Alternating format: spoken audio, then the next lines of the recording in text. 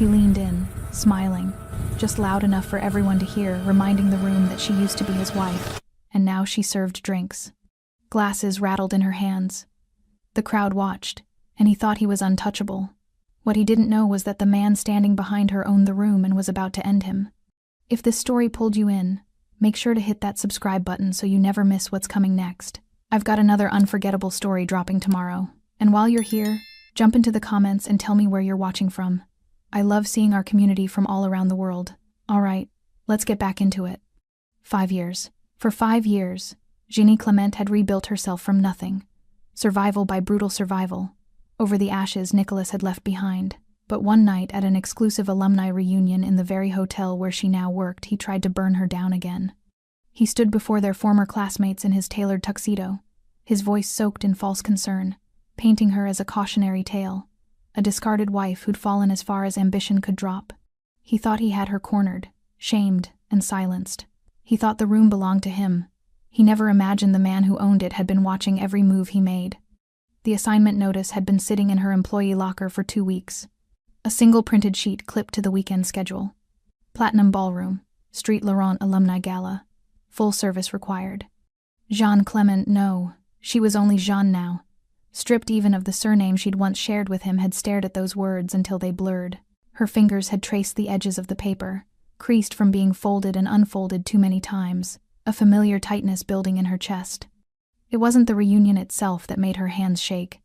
It wasn't the whispers, the pity, the inevitable questions from people who remembered her as someone else entirely. It was him, Nicholas. The name alone was a scar that had never properly healed, a wound she'd learned to live with, stitched closed but still tender, still capable of splitting open at the slightest pressure. The break room door opened quietly. Jeanne didn't need to turn around to know who it was. Timothée Roussel moved through his own hotel the way shadows moved through light, silent, inevitable. Impossible to ignore once you'd noticed him. He was a man built from a different kind of authority than Nicholas. Where Nicholas was all polished surfaces and calculated charm, Timothée was the unshakable weight of stone beneath still water. Ink climbed from beneath his collar, dark lines that hinted at stories he never told. His presence didn't demand attention, it commanded it without asking. He set a cup of coffee beside her on the metal table, his voice low and steady. "You're thinking about tomorrow night." It wasn't a question. Jeanne exhaled slowly, her shoulders dropping half an inch. "It's absurd, isn't it? That I still let him get to me like this. It's been 5 years since the divorce." "Wounds close, Jeannie," Timothée said quietly, his dark eyes resting on her with something close to understanding. "But scars don't disappear. He wasn't just your husband. He was the man who taught you what cruelty looked like when it smiled." His knuckles brushed the back of her hand just once, deliberate and grounding. "You don't owe him your fear. Not anymore." Jeannie looked down at the schedule still clutched in her other hand, at the life she'd clawed her way into, at the uniform that had become armor instead of shame. She had survived Nicholas Lambert once. Tomorrow night, she would do it again. But survival had come at a price Jeannie had never imagined paying. 5 years earlier, she had been Jeanne Lambert, wife of one of the city's most promising financial strategists. Nicholas had been everything ambition wrapped itself around, sharp-minded, relentlessly confident, the kind of man who walked into rooms and made them feel smaller simply by existing in them. She had loved him the way you love a wildfire. Beautifully, dangerously, without realizing you're standing too close until the heat has already scarred you. Their life had looked flawless from the outside. Private charity galas, weekend retreats in the countryside, dinner parties where influence was traded like currency, and Jeannie played her role perfectly poised, gracious, just intelligent enough to charm but never threaten. She had believed she was building something permanent, a partnership, a future. She hadn't realized she was being constructed. Nicholas controlled everything. The guest lists, the friendships, the way she dressed, the way she spoke in public, the version of herself she was allowed to be. He called it refinement. He called it love. And for years, Jeannie had believed him because the alternative that she had married a man who saw her as an accessory, a reflection of his own success, was too unbearable to accept. Then the cracks began to show. Nicholas's investments, the ones he'd always spoken about with such certainty, started collapsing, quietly at first. A missed return here, a delayed payout there. But Nicholas was never a man who accepted failure, especially not his own. So he did what he had always done best. He redirected the narrative. Documents were altered, signatures forged, conversations reframed in emails Jeannie never remembered sending. By the time the financial regulators came knocking, Nicholas had built an entire architecture of blame, and Jean was its foundation. She was the one who had mismanaged the accounts, the one whose poor judgment had led to risky decisions, the one who had been in over her head from the beginning. And because Nicholas was charming, because he was well-connected, because he knew exactly how to position himself as the victim of his wife's incompetence, the story stuck. The divorce was swift and surgical. Jeannie's accounts were frozen pending investigation. Her reputation evaporated overnight. Friends stopped returning calls. Invitations stopped arriving. The life she had known simply ended. Nicholas emerged unscathed. Wounded, perhaps, in the public eye, tragic even. The man who had loved too blindly and paid the price but unscathed. Within a year, he was rebuilding. Within 2, he was thriving. Jeannie was left with nothing but debt, suspicion, and a name that opened no doors. She had taken the first job she could find, then the second, then the third. Rent didn't care about dignity. Survival didn't wait for pride to catch up. She moved from administrative temping to retail to finally, mercifully, a position at one of the city's most exclusive hotels. The work was invisible. That was the point. She learned how to carry trays without trembling, how to respond to dismissiveness with silence, how to exist in rooms full of people who would never see her as anything more than part of the furniture. It was not the life she had imagined, but it was hers. And in the quiet, grinding repetition of it, Jeannie had learned something Nicholas never could, that survival, real survival, didn't require applause. It only required waking up and choosing to continue. Now, standing in the break room with Timothy's coffee growing cold beside her, Jeannie folded the assignment notice one last time and slipped it into her pocket. Tomorrow night, she would walk into that ballroom.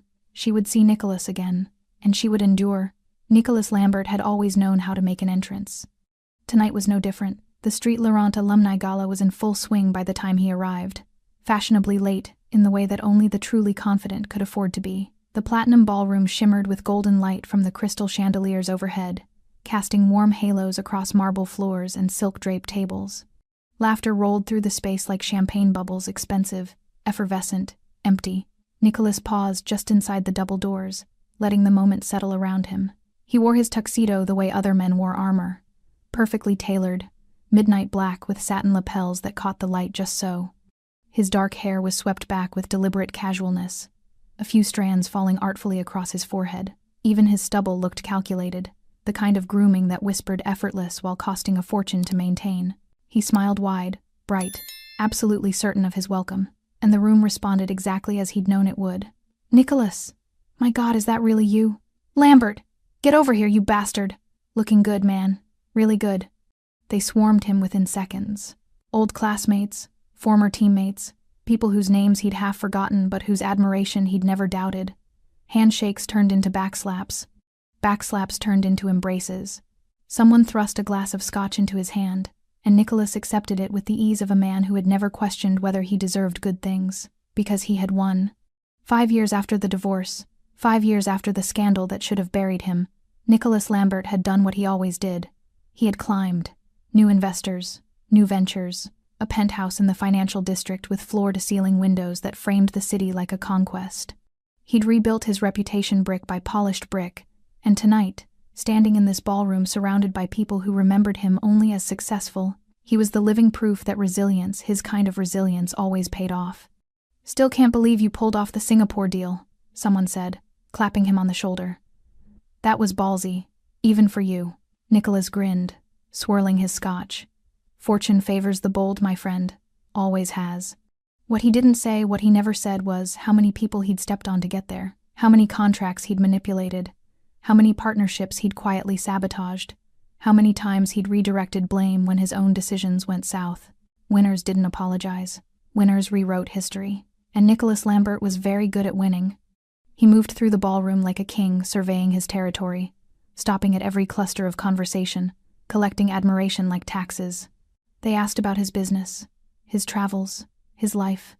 And Nicholas delivered exactly what they wanted. Success wrapped in self-deprecating humor, ambition softened by charm. No one mentioned Jean. At least, not directly. But Nicholas could feel the unspoken question hovering in the spaces between compliments. The curiosity. The gossip that had circulated years ago, whispered behind cupped hands and closed doors. Poor Nicholas. Married the wrong woman. Nearly ruined him. He'd worked hard to shape that narrative. To position himself as the victim of misplaced trust. The man who'd loved too deeply and learned the hard way. It had worked. People pitied him for surviving her, and that pity had turned into respect. Nicholas took another sip of scotch, savoring the burn, and let his gaze drift across the room. The ballroom was packed now, alumni reconnecting over past hors d'oeuvres and nostalgic lies about how much they'd all changed. The hotel staff moved between them like ghosts, silent, efficient, invisible. That's when he saw her. At first, he thought he'd imagined it. A trick of the light, maybe, or too much scotch on an empty stomach. But no. There she was, across the ballroom, her dark hair pulled back in a simple knot, wearing a crisp white shirt and black service vest, carrying a tray of champagne flutes with the careful precision of someone who couldn't afford to make mistakes. Gina, his ex-wife, working as a waitress at his reunion. The shock of it hit him first sharp and cold, like ice water down his spine. Then came something else, something darker and infinitely more satisfying. Oh, this is perfect. Nicholas felt the smile tugging at the corner of his mouth before he could stop it. He'd known, abstractly, that Jeannie had fallen. That was the inevitable consequence of her own failures after all. But seeing it, witnessing it with his own eyes, watching her reduced to serving drinks to people who'd once treated her as an equal, that was something else entirely. That was justice. She hadn't noticed him yet. She was too focused on navigating the crowd, her expression carefully blank, her movements efficient and unobtrusive. She looked smaller than he remembered. Tired, the kind of tired that lived in the bones, that no amount of sleep could cure. Good? She should be tired. She should be exactly where she was. Invisible, irrelevant, erased from the world they'd once shared. Nicholas drained the rest of his scotch and set the empty glass on a passing tray. His pulse quickened not from nerves but from anticipation. This was too good an opportunity to waste. Too delicious. After everything she'd put him through, the investigations, the scrutiny, the months of rebuilding his name, didn't he deserve this? Didn't he deserve to remind her, just once, of how far she'd fallen, of how high he'd climbed? He straightened his bow tie, smoothed his lapels, and began moving through the crowd toward her. Someone called his name, but Nicholas barely heard it. His attention was locked on Jean now, on the way she kept her eyes down, on the careful distance she maintained from the guests. She was trying so hard to be invisible. He was going to make sure everyone saw her. "Excuse me," Nicholas said smoothly, weaving between conversations. "Just need to grab a drink." But he wasn't thirsty. He was hunting. And Gina Clement, no. Not Clement anymore. Not Lambert either. Just Gina. Stripped of everything she used to be, had no idea he was coming. Jean had learned to make herself invisible. It was a skill she'd developed over 5 years of service work, honed in hotel ballrooms and corporate events where being noticed meant you'd done something wrong. Keep your head down. Move efficiently. Smile politely when required, but never hold eye contact long enough to suggest you're anything more than part of the decor. Tonight, that invisibility felt like survival. The Platinum Ballroom was full now, packed with faces she recognized from another lifetime, alumni from Street. Laurent, the elite private college where she'd once belonged, where she'd worn designer dresses instead of a service vest, where her last name had opened doors instead of closing them. She recognized Isabelle Moreau by the bar, laughing too loudly at something a man in a navy suit had said. Isabelle had been in her study group once. They'd spent late nights in the library together, sharing coffee and complaints about Professor Duchamp's impossible exams. Isabelle's eyes had passed right over Jean 20 minutes ago without a flicker of recognition. Or maybe it wasn't lack of recognition at all. Maybe it was something worse. The deliberate choice not to see. Jean adjusted her grip on the serving tray and moved toward the next cluster of guests. 3 champagne flutes, arranged in a perfect triangle. She'd learned that presentation mattered, even in service, especially in service. "Champagne?" she offered quietly to a group near the tall windows. A woman in emerald silk took a glass without looking at her. "Thank you." The words were automatic, empty. Jeannie was already moving away. She made it another 15 feet before she heard the whisper. "Is that? No, it can't be. Oh my God, it is. That's Jeannie Lambert. I heard she lost everything in the divorce, but I didn't realize. Working here? Jesus. That's..." The voices dropped lower, but Jeannie's hearing had sharpened over the years. You learned to catch the things people said when they thought you couldn't hear. Her fingers tightened on the tray. Keep moving. Don't react. Don't give them anything. But her heart was hammering now. A sick, heavy rhythm that made her ribs feel too small. The ballroom suddenly felt suffocating, too bright, too loud, too full of people who remembered her as someone she could never be again. She needed air. Or at least the service corridor. Somewhere away from the eyes, the whispers, the weight of recognition. Jeannie turned toward the kitchen entrance and froze. Nicholas was walking toward her. Not just in her general direction. Directly, deliberately. His eyes locked on hers across the crowd with the kind of focus that left no room for misunderstanding. He'd seen her, and he was coming. No, please, not now. Not here. Jeannie's instinct screamed at her to run, to disappear into the staff corridors and let someone else cover this section of the room. But her feet wouldn't move. Her body had locked up, frozen in that terrible space between fight and flight where neither option felt possible. Nicholas closed the distance in seconds, his smile easy and confident, designed to look friendly to anyone watching. But Jean knew that smile. She'd seen it 1,000 times before, right before he said something that would cut her down while sounding like concern. "Jeannie," he said, his voice carrying just enough warmth to sound genuine. "Wow, I thought that was you, but I wasn't sure." Several heads turned nearby, curious, hungry for drama they could dissect later. Jane forced herself to breathe. "Nicholas, I have to say, I'm surprised to see you here." His gaze traveled deliberately from her face to her vest, to the tray in her hands. "Working the event, that's quite a change." There was a pause, a beat just long enough for the implication to settle. "Quite a fall, you mean?" "It's honest work," Jeannie said quietly, hating how small her voice sounded. "Oh, absolutely. No shame in that at all." Nicholas's smile widened, but his eyes stayed cold. "I think it's admirable, actually. Really. Not everyone has the humility to start over from the bottom." Each word landed like a carefully placed blade. A woman in a black cocktail dress nearby had stopped mid-conversation, her attention fully on them now. Then another guest. Then another. The whispers were spreading, rippling outward through the ballroom like blood in water. "They're watching. Everyone's watching. Could I get you something?" Jean asked, clinging to professionalism like a lifeline. "Champagne? The bar has—" "Actually," Nicholas interrupted smoothly. "I was hoping we could catch up. It's been, 5 years?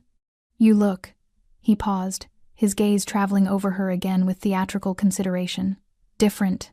The champagne flutes on her tray trembled slightly. "Don't shake. Don't let him see you shake." "I'm working, Nicholas. I can't." "Oh, of course. I wouldn't want to keep you from your duties." He reached out and plucked one of the champagne flutes from her tray with casual entitlement. "Must be exhausting, though, being on your feet all night, serving people you used to know as equals." Someone nearby laughed small, uncomfortable, quickly stifled. Jeannie's face burned. Nicholas leaned in slightly, lowering his voice just enough that only she could hear the venom beneath the false sympathy. "I hope you're managing okay, Jean. Financially, I mean. I know how hard it must be. Rebuilding from everything." His eyes glittered with satisfaction. He was enjoying this. The tray was shaking now, a visible tremor that Jean couldn't control no matter how hard she tried. The remaining champagne flutes clinked softly against each other, the sound absurdly delicate in the heavy silence that had fallen around them. She wanted to scream, to throw the tray at his perfect, smug face, to tell everyone in this room exactly what he'd done to her, how he'd manipulated and framed and destroyed her while walking away clean. But her voice had disappeared, her power had disappeared. She was invisible again, except now. She was the wrong kind of visible, the kind that invited pity and schadenfreude in equal measure. Nicholas straightened, his public smile returning. "Well, it was lovely seeing you, Jean. Take care of yourself." He turned away, champagne in hand, already rejoining a group of admirers who welcomed him back with easy laughter. And Jean stood there, tray trembling in her hands, burning with shame under the weight of 100 watching eyes. She'd survived 5 years of invisibility, but this public execution disguised as a reunion, she didn't know if she could survive this. Timothy Roussel had not been invited to the Street Laurent alumni gala. He didn't need to be. He owned the hotel. He moved through the service corridor behind the Platinum Ballroom with the same unhurried precision he brought to everything.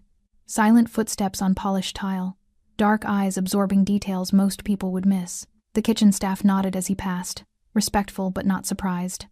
Timothy walked his property often, appearing in hallways and back offices without warning, checking on operations with the kind of attention that came from knowing exactly how empires crumbled, one overlooked detail at a time.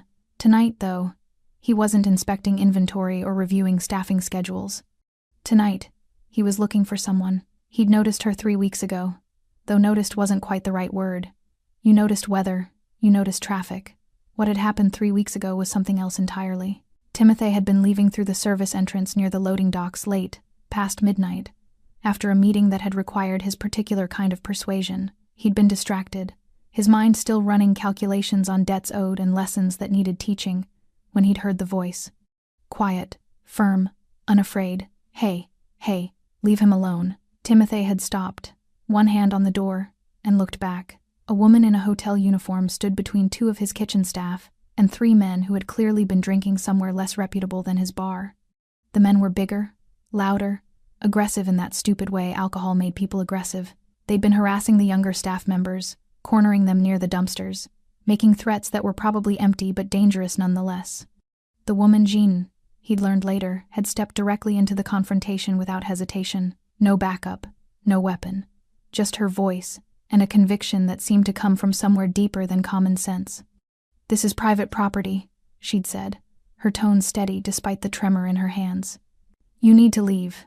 Now." One of the men had laughed, stepping closer. "Or what, sweetheart? You gonna make us?" Timothy had been about to intervene. Violence was often necessary in his world, and he had no patience for men who threatened the vulnerable when Jean had done something unexpected. She'd pulled out her phone, held it up, and smiled. "Not friendly, not afraid. Something else. Security footage is already recording. My manager's on speed dial. And if you take one more step, I'm calling the police and making sure every officer knows exactly where to find you." She'd paused, letting that sink in. "So yes, I'm going to make you. Question is whether you leave embarrassed or in handcuffs." The men had left. And Timothy, watching from the shadows, had recognized something in her he rarely saw, the kind of courage that came from having nothing left to lose. He'd made inquiries, quiet ones, learned her name, her history, the ex-husband who'd destroyed her, the life she'd lost, the quiet, grinding survival she'd built in its place, and he'd remembered. Timothy Roussel did not forget debts, or loyalty, or people who stepped into danger to protect others when no one would have blamed them for walking away. Now, standing in the service corridor with the muffled sounds of the gala bleeding through the walls, Timothy checked his watch. 10:30. The event was in full swing, which meant Jean would be in the ballroom, navigating the kind of crowd that would never see her as anything but help. He'd planned to check in briefly, make sure she was managing, then retreat to his office. Timothy preferred to remain invisible at events like this. His presence tended to change the temperature of a room, and not always in ways that were good for business, but something felt wrong tonight. A tension in the air, perhaps, or instinct honed by years of reading rooms where violence simmered just beneath polite surfaces. Timothy pushed through the staff entrance into the ballroom and stopped just inside, partially concealed by one of the tall marble columns that lined the space. The scene unfolded before him like a play he'd seen too many times before. Power wielded casually, cruelty disguised as charm, someone being dismantled in public while everyone watched.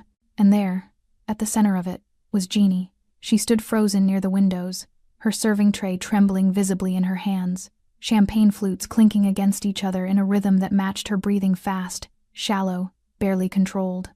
Her face was pale, her eyes wide with the kind of trapped panic that came from being seen in the worst possible way, and in front of her, wearing a tuxedo that probably cost more than Jean made in 6 months, stood a man Timothy didn't recognize but understood immediately, the ex-husband. Timothy's jaw tightened.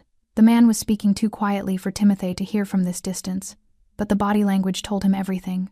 The casual lean, the performative concern, the way his smile never reached his eyes. He was enjoying this, savoring Jeannie's humiliation the way some men savored expensive wine, and the crowd was letting it happen, watching, whispering, feeding on the spectacle. Timothy's hands curled into fists at his sides. He'd spent most of his adult life in a world where violence was currency, where respect was earned through fear and power was maintained through ruthless consistency. He'd done things that would horrify most of the people in this ballroom, made decisions that kept him awake some nights, even when his conscience had long since learned to sleep. But he had rules. You didn't hurt people who couldn't fight back. You didn't mistake cruelty for strength. And you never humiliated someone just because you could. The ex-husband straightened now, taking a champagne flute from Gina's tray with exaggerated courtesy, already turning back toward his admirers. Dismissed her like she was nothing, like she'd always been nothing. Timothy watched Jeannie standing there, tray shaking, shame burning across her face while 100 people pretended not to stare, and something cold and absolute settled in his chest. 3 weeks ago, this woman had stepped between danger and people she barely knew. She'd put herself at risk without hesitation, without expecting anything in return, simply because it was the right thing to do. Timothy Roussel paid his debts, always.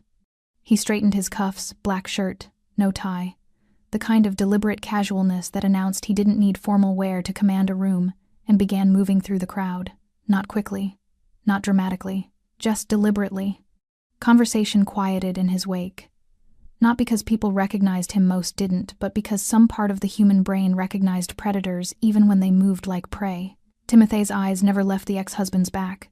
The man was laughing now, champagne raised, completely unaware that the room had just shifted beneath his feet, completely unaware that he'd just made a very serious mistake. Jeannie couldn't move. She stood in the center of the platinum ballroom with a tray of champagne that felt like it weighed 1,000 pounds, and she couldn't move. Her legs had locked. Her breathing had gone shallow. The faces around her blurred into an indistinct mass of judgment and pity and barely concealed satisfaction. This is what she's become.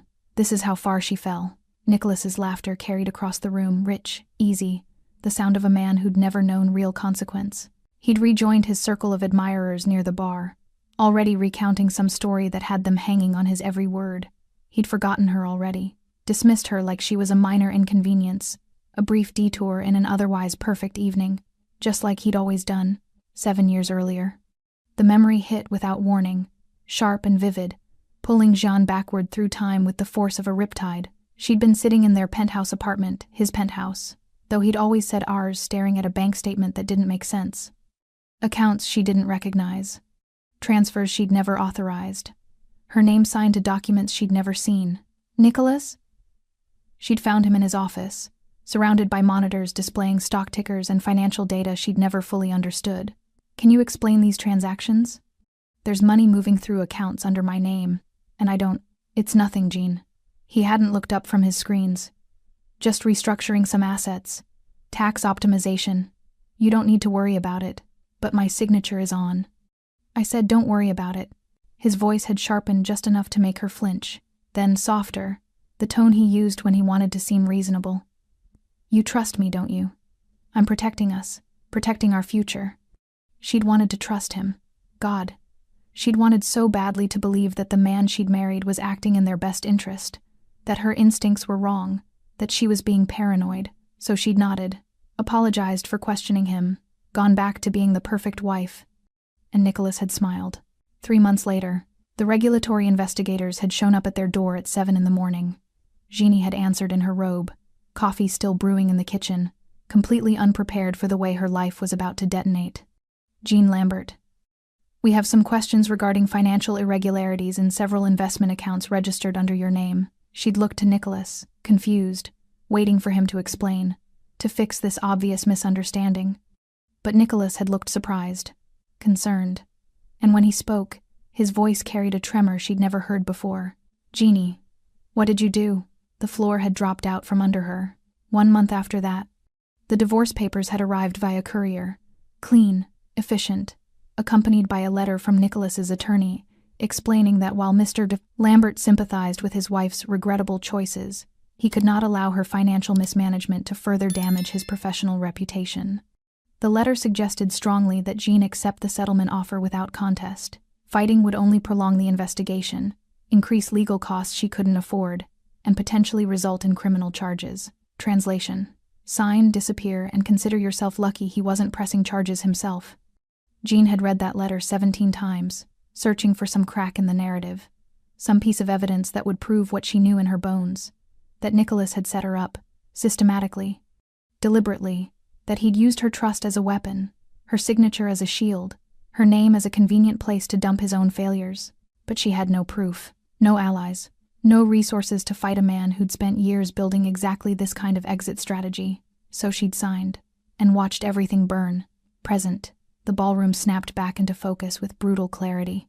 Jean was still standing there, tray trembling, the weight of 5 years pressing down on her shoulders like collapsed architecture. She could feel the eyes on her, some curious, some pitying, some gleefully entertained by the spectacle of her humiliation. Nicholas had done this to her once before, in private, with lawyers and documents, and the cold machinery of institutional power. Now he was doing it again, publicly, because he could, because there was no one to stop him, because she was nothing. The tray slipped slightly in her grip, champagne sloshing dangerously close to the rim of the glasses.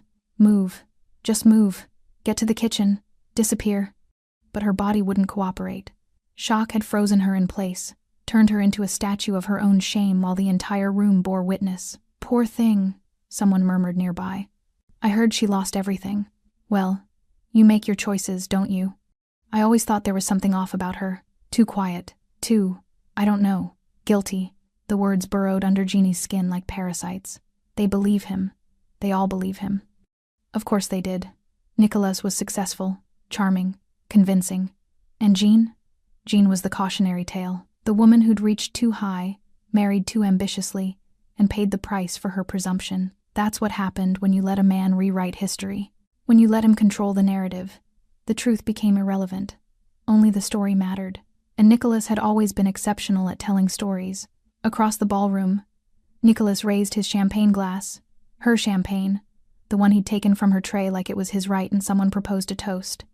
To Nicholas Lambert, proof that you can survive anything if you're smart enough and strong enough. Laughter, applause, glasses clinking. Jean felt something crack inside her chest. Not her heart that had broken years ago, had been rebuilt from scar tissue and spite and the grinding necessity of survival. This was something else, something deeper. The last fragile belief that the world was fundamentally fair, that truth mattered, that suffering eventually led to justice. It didn't. The world belonged to men like Nicholas, men who knew how to smile while they destroyed you. Men who understood that power wasn't about being right, it was about being believed. And Jeannie had nothing. No power, no voice, no way to fight back that wouldn't make everything worse. The tray shook harder. One of the champagne flutes tilted dangerously, and Jean realized, with horrible clarity, that she was about to drop it. Right here, in front of everyone. The final humiliation. Then, a presence behind her, close enough that she could feel the shift in air, the displacement of space. A hand reached past her shoulder, careful, deliberate, and steadied the tray. A voice, low and absolutely certain, spoke directly into the silence. I'll take that. The hand that steadied Jeannie's tray was decorated with ink. Dark lines wrapped around strong fingers, disappearing beneath the cuff of a black shirt that had never seen the inside of a corporate boardroom. The touch was firm but not forceful, the kind of control that came from absolute certainty rather than aggression. Jeannie's breath caught. She knew those hands.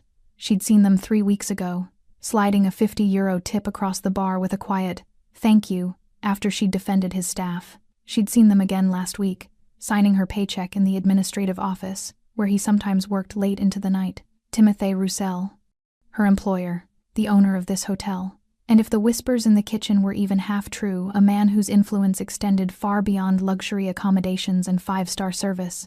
"I'll take that," he said again, his voice pitched low enough that only Jeannie could hear. It wasn't a question. It was a statement of fact, delivered with the kind of quiet authority that made questioning it feel impossible. Jeannie's fingers loosened on the tray automatically, muscle memory responding to a command her brain was still processing. Timothy lifted it from her hands with practiced ease, as though he'd spent years carrying trays instead of running an empire built on things polite society didn't discuss in ballrooms. For a moment, they stood there, Jean frozen, Timothy directly behind her, close enough that she could smell the faint scent of expensive cologne and something else. Something darker. Smoke, maybe. Or danger. "Go to the kitchen," he said quietly. "Take 10 minutes. Breathe."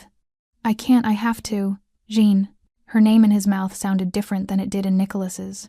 Not possessive, not dismissive, just present, real. "Go." She went. Her legs moved on autopilot, carrying her through the crowd that had been watching her humiliation with such rapt attention. But now their eyes had shifted. Now they were looking at the man who'd appeared behind her like a shadow gaining substance. The man who currently held her serving tray with the same ease most people held their car keys. Jeannie didn't look back. She pushed through the service door and into the corridor beyond, where the sounds of the gala became muffled and distant. Her hands were shaking worse now, adrenaline flooding her system in delayed reaction. She pressed her palms against the cool tile wall and forced herself to breathe. In, out, in, out. Behind her, through the small window in the service door, she could see Timothy still standing exactly where she'd left him, holding her tray, looking directly at Nicholas. The ballroom had gone very, very quiet. It happened in stages, conversation dying in ripples, spreading outward from the point where Timothy stood like blood seeping through silk. The alumni who'd been so eager to watch Gina's humiliation now found themselves transfixed by something else entirely. By someone else. Timothy Roussel didn't look like he belonged at a college reunion. He looked like he belonged in darker places. Places where business was conducted without contracts and disagreements were settled without lawyers. His black shirt was open at the collar, revealing more of the intricate tattoos that climbed his neck. No bow tie, no tuxedo jacket, just expensive fabric tailored to fit a body that had clearly seen violence and survived. He stood perfectly still, holding a serving tray, his dark eyes fixed on Nicholas Lambert, with the kind of attention predators gave prey right before they struck. Nicholas, to his credit, recovered quickly. He turned, champagne glass still in hand, and offered the easy smile of a man who'd never met a social situation he couldn't charm his way through. "I'm sorry. Do I know you?" Timothy didn't smile back. "No," he said simply. "You don't." The word landed in the silence like a stone in still water. Nicholas' smile wavered slightly. Around them, guests had stopped even pretending to have other conversations. This was better than the reunion itself, drama unfolding in real time, tension thick enough to taste. "Well," Nicholas continued, his tone still friendly but with an edge creeping in. "I appreciate you helping out the staff, but I think we had everything under control. Did you?" It wasn't a question. It was a contradiction, delivered with such flat certainty that it made Nicholas's statement retroactively sound like a lie. Nicholas's jaw tightened almost imperceptibly. "Look, I don't know who you are, but this is a private event for Street Laurent alumni. If you're with the hotel staff, perhaps you should. I own the hotel." 4 words, delivered without emphasis, without pride or aggression or any need to prove the claim. Just fact. The silence deepened. Nicholas blinked, his confident expression flickering like a faulty light. "You... what?" "This hotel. I own it." Timothy's gaze never wavered. "Which makes this my ballroom, my event, my space." A pause, deliberate and pointed. "And my employee you were harassing." The word harassing cut through the room like a blade. "I wasn't," Nicholas started, but Timothy interrupted with the kind of quiet certainty that made interruption feel inevitable. "Yes, you were." Someone near the bar coughed uncomfortably. A woman in a red dress suddenly found her phone fascinating. The crowd that had been so eager to witness Jeannie's humiliation now seemed desperate to be anywhere else. Nicholas's face flushed. Not embarrassment, Jean would have recognized that. This was anger, the specific rage of a man used to controlling narratives suddenly losing his grip on the story. "With all due respect," Nicholas said, his voice hardening, "my conversation with my ex-wife is none of your concern." "Your ex-wife," Timothy repeated slowly, as though tasting the words, "is my employee, working in my establishment, which makes her welfare very much my concern." He took a single step forward, not aggressive, not threatening, just closing distance. The champagne flutes on the tray he still held didn't even tremble. "And what I witnessed," Timothy continued, his voice dropping lower, "was a man using his social position to publicly humiliate someone who couldn't defend herself. Someone who was required, by the terms of her employment, to stand there and take it." Nicholas opened his mouth, but nothing came out. For the first time all evening, he had no response. No charm, no deflection, no clever reframing. Just silence. And in that silence, power shifted. Not loudly, not dramatically, but absolutely. The room no longer belonged to Nicholas Lambert. It belonged to the man holding the serving tray, whose quiet presence carried more authority than all of Nicholas's expensive charm combined. Timothy set the tray down on a nearby table with deliberate care. Then, he looked at Nicholas again. "I think," he said quietly, "you should leave." Nicholas Lambert had been asked to leave places before, bars where he'd gotten too drunk, offices where deals had gone sour. Even a country club once, after an incident involving another member's wife that he'd managed to smooth over with apologies and carefully placed donations. But he had never been told to leave while standing in front of a room full of people who were supposed to admire him, not by someone dressed like they'd just walked off a crime scene. Nicholas's hand tightened around his champagne glass. The flush in his cheeks deepened from anger to something darker, more dangerous. Humiliation wrapped in fury, the kind that made men do stupid things. "Excuse me?" His voice came out sharper than intended, loud enough that several guests flinched. "You're telling me to leave? I'm an invited guest at this reunion. I have every right to be here." Timothy didn't move, didn't blink. Just stood there with his hands relaxed at his sides, his expression perfectly neutral, radiating the kind of calm that only came from absolutely knowing that you held all the power in a room. "You were invited to an event," Timothy said quietly, "hosted in my hotel, on my property, under terms that include basic standards of behavior." He paused, letting that sink in. "You violated those terms." "I didn't violate anything. I was talking to my ex-wife." "You were humiliating her." The words cut clean through Nicholas's protest. "Deliberately, publicly, using your social position as a weapon while she was required to stand there and serve you." Timothy took another step forward, still not threatening, still perfectly controlled, but the space between them contracted in a way that made Nicholas instinctively step back. "That ends now," Timothy continued. "You can leave with dignity, or you can leave with security. Your choice." The ballroom had gone from quiet to silent, the kind of silence that pressed against your eardrums, that made breathing feel conspicuous.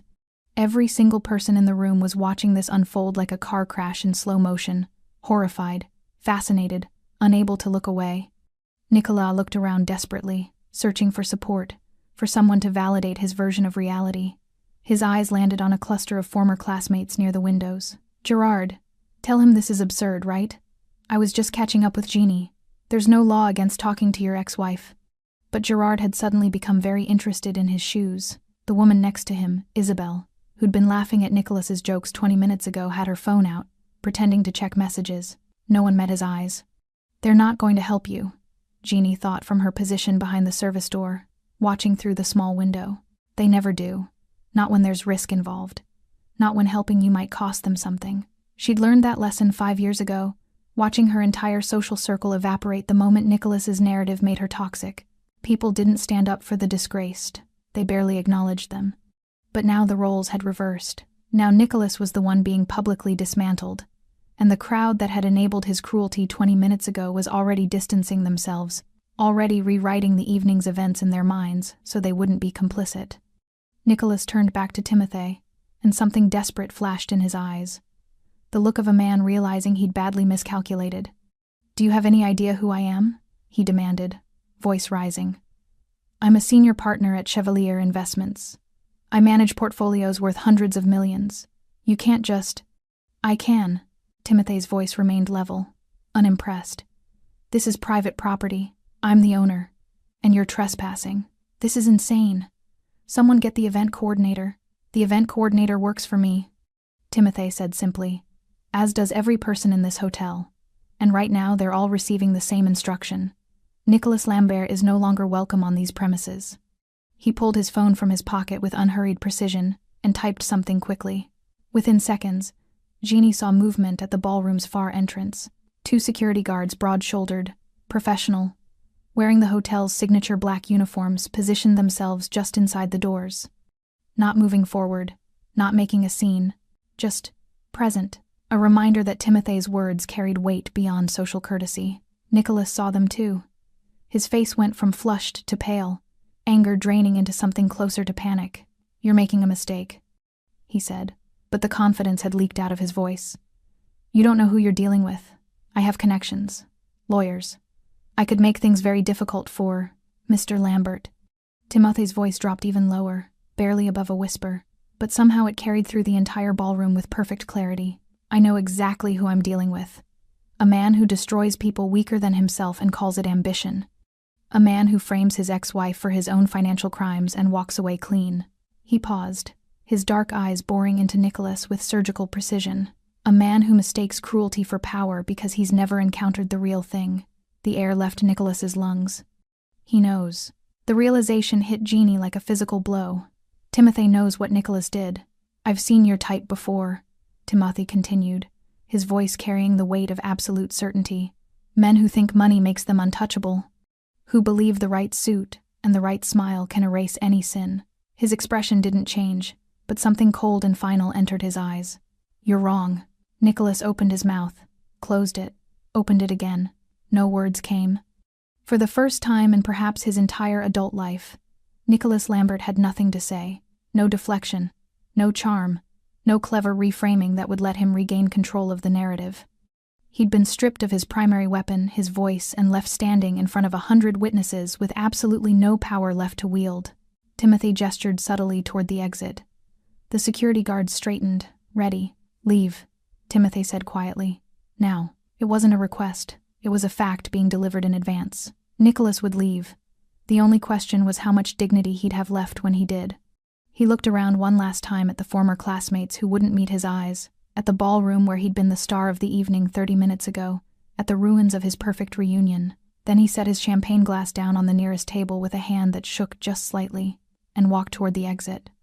The crowd parted for him like water around stone, silent, watching, already forgetting him. The security guards followed at a respectful distance, not touching him, not forcing him, just escorting, making sure he actually left. The doors closed behind Nicholas Lambert with a soft final click, and he was gone. The ballroom exhaled. It happened slowly, like air returning to lungs that had forgotten how to breathe. Conversation resumed in careful whispers. Glasses clinked. Someone laughed nervously, then stopped abruptly. Uncertain whether laughter was appropriate yet, Timothy stood exactly where Nicholas had left him, hands relaxed at his sides, expression unchanged. He didn't acknowledge the stares, didn't perform for the audience that was still watching him with the kind of wary fascination usually reserved for wild animals that had wandered into civilization. He simply turned and walked toward the exit Nicholas had just been escorted through, not hurrying, not hiding, just leaving. Behind the service door, Jean's heart hammered against her ribs. She'd watched the entire confrontation through the small window, unable to look away, barely able to process what she'd just witnessed. Nicholas, the man who'd destroyed her life, who'd walked away from their marriage untouched and triumphant, had just been publicly dismantled by a man who spoke in whispers and moved like shadows. And now that man was walking toward the exit, toward Nicholas. Jeannie's body moved before her mind caught up. She pushed through the service door and into the corridor that ran parallel to the ballroom, the staff-only passage that connected to the main lobby. Her shoes made soft sounds against polished tile as she hurried forward, following the route she knew Timothy would take. She found them near the lobby's side entrance. Nicholas stood rigid near the glass doors, flanked by the two security guards who maintained a professional distance close enough to intervene, far enough to avoid outright confrontation. His tuxedo looked rumpled now, his perfect hair slightly disheveled from running his hands through it. The confidence he'd worn like armor had cracked, revealing something smaller underneath. Timothy approached without urgency, his footsteps barely audible on the marble floor. Nicholas turned at the sound, his face twisting with an emotion Jeannie couldn't quite name. Rage, maybe, or fear pretending to be rage. "Are you satisfied?" Nicholas demanded, his voice echoing in the empty lobby. "Humiliating me in front of everyone I know? Destroying my reputation based on lies from a woman who, Mr. Lambert." Timothy's voice cut through the outburst like a knife through silk. Quiet. Precise. Absolute. "Your security escort ends here, but I need you to understand something before you leave." He moved closer, and the security guards stepped back slightly, giving them space but remaining vigilant. Jeannie pressed herself against the wall near the corridor entrance, close enough to hear, far enough to remain unseen. "I don't make threats," Timothy said, his voice pitched low enough that Jeannie had to strain to catch the words. "I don't posture. I don't waste time on intimidation. So what I'm about to tell you isn't a warning. It's simply information you should have." Nicholas's jaw clenched. "I don't know what Jean told you, but..." "She told me nothing." The words landed with finality. "I don't need her testimony to know what you are. I've seen men like you my entire life. Men who build success on other people's destruction, who frame the innocent and walk away clean because they understand how to manipulate systems designed to protect them." Timothy's expression remained perfectly neutral, but something in his eyes had gone cold. Not angry. Worse than angry. Clinical. "You want to know what separates you from me, Mr. Lambert?" He didn't wait for an answer. I own what I am. The things I've done, the power I wield, the fear I generate. I don't hide behind legitimacy or charm. I don't pretend my hands are clean. He took another step forward. Nicholas tried to hold his ground but failed, backing up until his shoulders hit the glass door. But you, Timothy continued, you commit the same cruelties and call them business decisions. You destroy lives and frame it as self-preservation. Your violence in a suit, and you've convinced yourself that makes you civilized. I don't have to listen to this. Yes, Timothy said quietly. You do.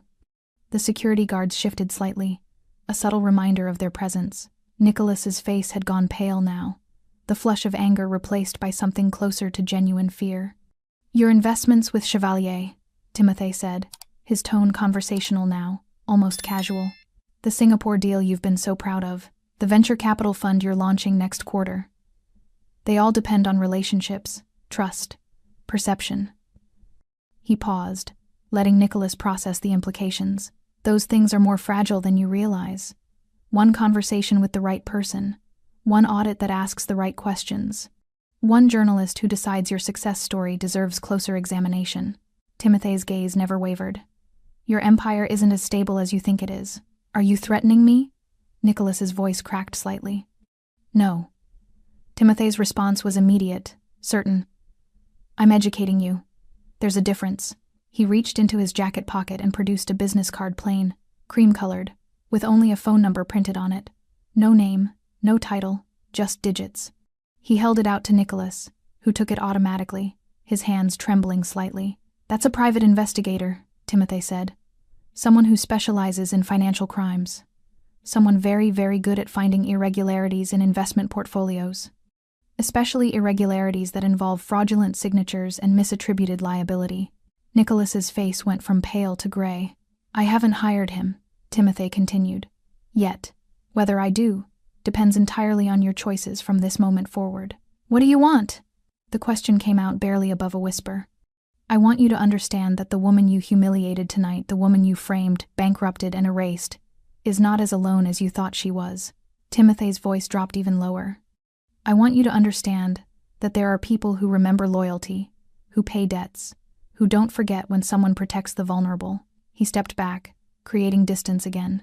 And I want you to understand that if I ever hear you've contacted Jeannie Clement again, if you approach her, speak about her, even think about her in a way that affects her life, this conversation will be the kindest interaction you and I ever have.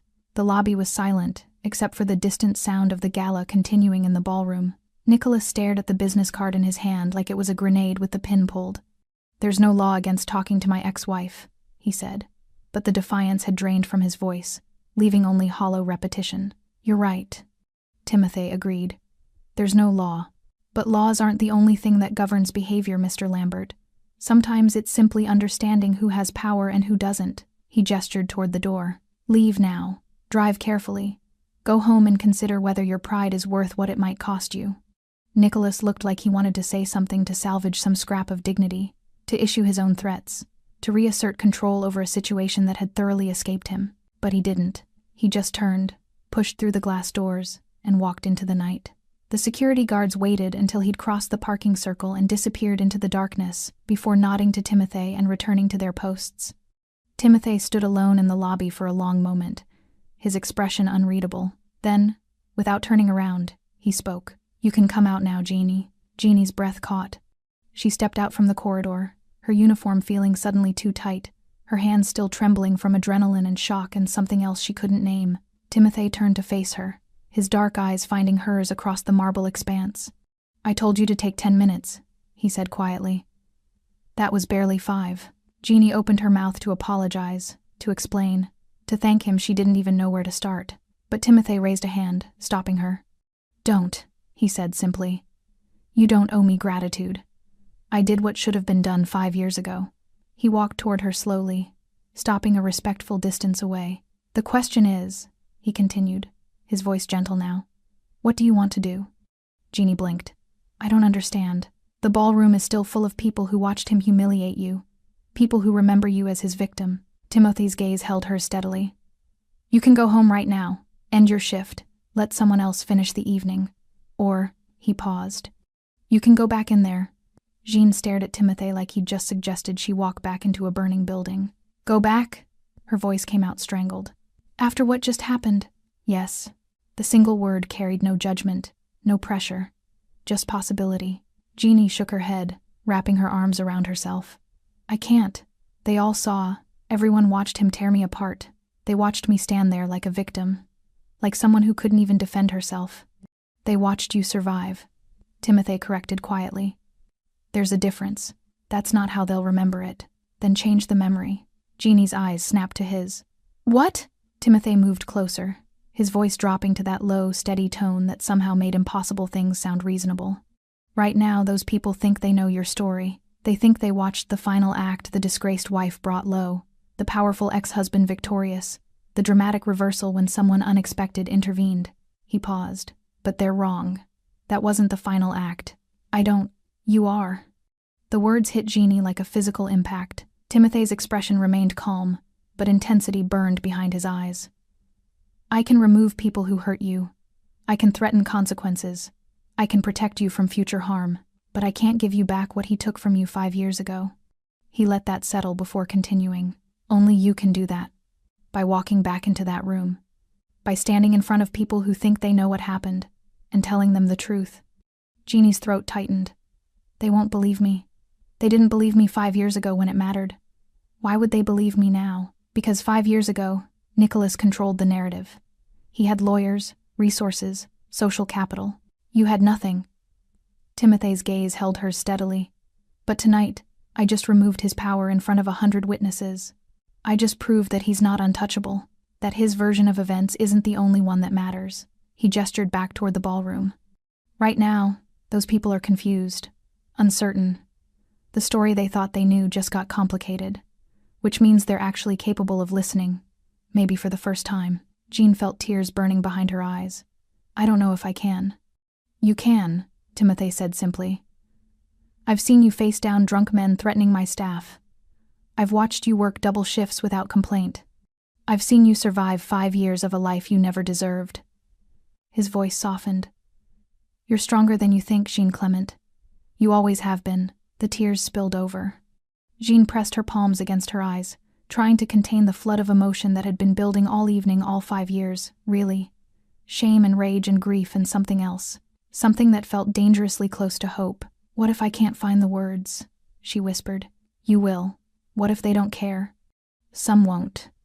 Timothy's honesty was brutal but somehow comforting. But some will. And you'll know who's worth knowing going forward. Jean lowered her hands, looking at him through blurred vision.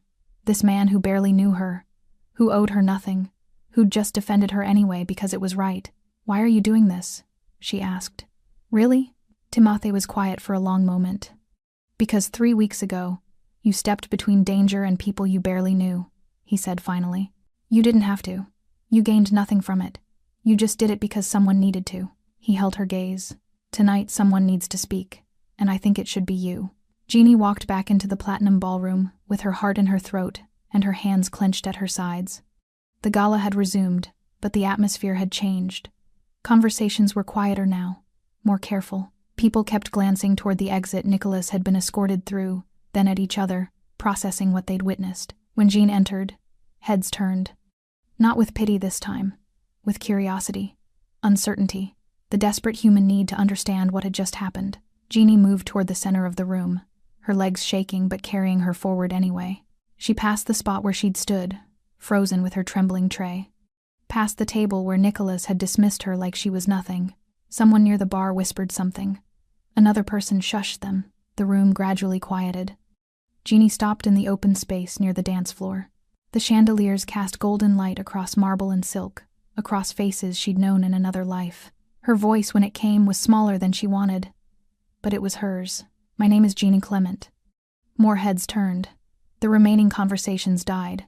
Some of you knew me as Gina Lambert, Nicholas's wife. She forced herself to breathe. The woman who lost everything because of her own failures, her own poor judgment. A few uncomfortable shifts in the crowd. That's the story Nicholas told. The story investigators believed. The story that followed me for 5 years while he rebuilt his reputation and his wealth. Gina's voice grew steadier. It's also a lie. Someone gasped softly. Isabel, her former study partner, was staring at her with wide eyes. Nicholas didn't just divorce me. He framed me. The words felt both terrifying and liberating. He used my signatures without permission. He created documents I never saw, and when his investments collapsed, he made sure my name was attached to every failure while his remained clean. She looked around the room, meeting eyes that wouldn't meet hers earlier. I had no proof, no resources to fight him. So I lost everything. My home, my reputation, my entire life. Her voice cracked slightly. And I spent 5 years believing that meant I deserved it. That I must have done something wrong. That powerful, successful people don't just destroy someone for convenience. Tears ran down her cheeks now, but she didn't wipe them away. But tonight, watching Nicholas try to humiliate me one more time, I realized something. Jeannie's voice strengthened. Losing him wasn't my failure. It was my escape. The ballroom was completely silent. I survived, Jeannie continued. Without his money, without his name, without anything except the determination to keep breathing, keep working, keep existing. She straightened her shoulders. And that is more real than anything Nicholas ever built. She took a shaky breath. I'm not asking you to believe me. I'm not asking for your pity or your friendship. I'm just telling you the truth. Finally, because I'm done letting him own my story. For a long moment, nothing happened. Then someone started clapping, slowly at first. Just one person near the windows, then another, and another. Isabel set down her drink and began applauding, tears streaming down her face. The applause spread through the ballroom like a wave, not everyone, but enough to matter. Jeannie stood there, crying openly now, as the room she'd been afraid to enter gave her something she hadn't expected. Not redemption, but acknowledgement, the truth, finally heard. The platinum ballroom had transformed. Not physically, the chandeliers still cast their golden glow. The marble floors still gleamed, the silk drapes still framed floor-to-ceiling windows. But the atmosphere had shifted in a way Jeanne could feel in her bones. The space no longer belonged to old hierarchies and carefully maintained social positions. It belonged, for this moment at least, to truth. The applause faded gradually, replaced by the sounds of people moving, conversing, existing in a room where something fundamental had just changed. Several alumni approached Jeannie, some offering apologies for their silence, others simply sharing quiet acknowledgement. Not everyone, not even most, but enough. Isabel reached her first, mascara running in dark streaks down her cheeks. "Jeanne," she breathed, then stopped, words failing. She tried again. "I should have 5 years ago. I should have." "You couldn't have known," Jeanne said, and was surprised to find she meant it. He was very convincing. "I could have asked. I could have listened." Isabel's voice broke. "Instead, I just disappeared. Like everyone else." Jeanne reached out and squeezed her hand briefly. "You're here now." It wasn't forgiveness exactly. It was something more complicated: acknowledgement that the past couldn't be rewritten, but the present could still be chosen. Other conversations followed, some genuine, some performative. Jeannie found she could tell the difference now, could see which apologies came from actual remorse and which came from social obligation or the desire to be on the right side of a dramatic story. She accepted them all with the same quiet grace, because this wasn't about them anymore. Throughout it all, Jeannie caught glimpses of Timothy at the ballroom's edge, his dark figure barely noticeable against the marble columns. He wasn't watching her, or if he was subtle about it. Just present. A reminder that she hadn't been alone, even when she'd felt most isolated. Eventually, the crowd's attention shifted naturally back to the reunion itself. The drama had peaked and passed, and people were already beginning the process of incorporating tonight's events into their personal narratives, deciding how they'd tell the story later. Jeanne slipped away quietly. She found Timothy in the hotel's private office on the second floor, a space she'd only glimpsed in passing, all dark wood and leather and the faint scent of expensive whiskey. He was standing by the window, silhouetted against the city lights, looking out at the streets below. He turned when she entered, his expression unreadable. "You didn't have to come find me," he said. "I know." Jeanne closed the door behind her. "But I needed to say thank you. Properly, not in front of an audience." Timothy shook his head slightly. "I told you. You don't want gratitude, I remember." Jeannie moved closer. "But I'm giving it anyway, because what you did tonight." Her voice caught. "No one has stood up for me like that in 5 years. No one has treated what happened to me as if it mattered." "It did matter," Timothy's response was immediate. It does matter. They stood in silence for a moment, the city humming beyond the window. What happens now? Gina asked quietly. With Nicholas? Nothing, if he's smart. Timothy's tone was neutral. Everything, if he's not. Either way, he'll never be a problem for you again. How can you be sure? Because men like Nicholas are predators. They target the vulnerable, the isolated, the people who can't fight back. His dark eyes found hers. You're none of those things anymore. Jean felt something shift in her chest. Not healing that would take longer, but the beginning of something. A crack in the armor of shame she'd worn for 5 years, letting light through. I still have to work here, she said. Still have to serve drinks at galas. Still have to exist in spaces where people might remember tonight and judge me. Yes, Timothy agreed. But now they'll also remember that you spoke, that you stood in front of them and claimed your truth even when it would have been easier to hide. He moved toward his desk, opened a drawer, and pulled out an envelope. Your paycheck, he said, holding it out, plus a bonus for completing tonight's shift under difficult circumstances. Jeannie took it, feeling the weight of it. Probably more than a normal bonus. Probably Timothy's way of helping without making it obvious charity. Thank you, she said again. Timothy nodded once, then turned back to the window. A clear dismissal, though not unkind. Just the behavior of a man who'd done what needed doing, and saw no reason to linger in the aftermath. Jeannie started toward the door, then paused with her hand on the handle. Timothy? Yes, the investigator. The one whose card you gave Nicholas. She hesitated. Does he actually exist? Timothy's reflection in the window showed the barest hint of a smile. Does it matter? Jean considered that. The threat had been effective, whether real or not. Nicholas believed it. That belief would govern his behavior going forward. I suppose it doesn't, she admitted. Then consider it another story, Timothy said quietly. One that serves its purpose by existing as possibility rather than fact. Jean smiled despite herself. You're a complicated man, so I've been told. She left him there, silhouetted against the city, and made her way back downstairs. The hotel lobby was quieter now. The gala would continue for another hour, but Jeannie's shift had effectively ended the moment she'd walked back into that ballroom and spoken. She changed out of her uniform in the staff locker room, pulling on jeans and a sweater, removing the vest that had felt like armor and vulnerability in equal measure. Her reflection in the small mirror looked tired, older than 32. But something in her eyes had changed. She looked solid, present, real. Jean packed her uniform carefully, closed her locker, and walked through the hotel's side exit into the night. The air was cool, late autumn, promising winter. The city sprawled around her, lights and traffic, and the constant hum of life continuing regardless of individual dramas. Jean stood on the sidewalk for a long moment, envelope in her pocket, car keys in her hand. 5 years ago, Nicholas had taken everything from her home, her reputation, her sense of self. But standing here now, after speaking her truth in a room full of witnesses, after being defended by someone who barely knew her but recognized her worth anyway, Jean realized something crucial. Nicholas hadn't destroyed her. He'd stripped away everything false, everything built on his approval and his narrative, and what remained, the part that had survived poverty and shame and 5 years of grinding survival, that part was entirely, absolutely hers. That part couldn't be taken. She started walking toward her car, her steps steady. Tomorrow she'd wake up in her small apartment. She'd still have bills to pay and shifts to work. She'd still be building a life from fragments, still figuring out who she was beyond Nicholas's shadow. But tonight, she'd spoken.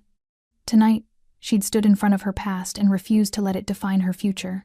Jean Clement walked away from the hotel, from the reunion, from Nicholas, from the woman she'd been when the evening started, and felt something she hadn't felt in 5 years. Not happiness exactly, not peace, but possibility.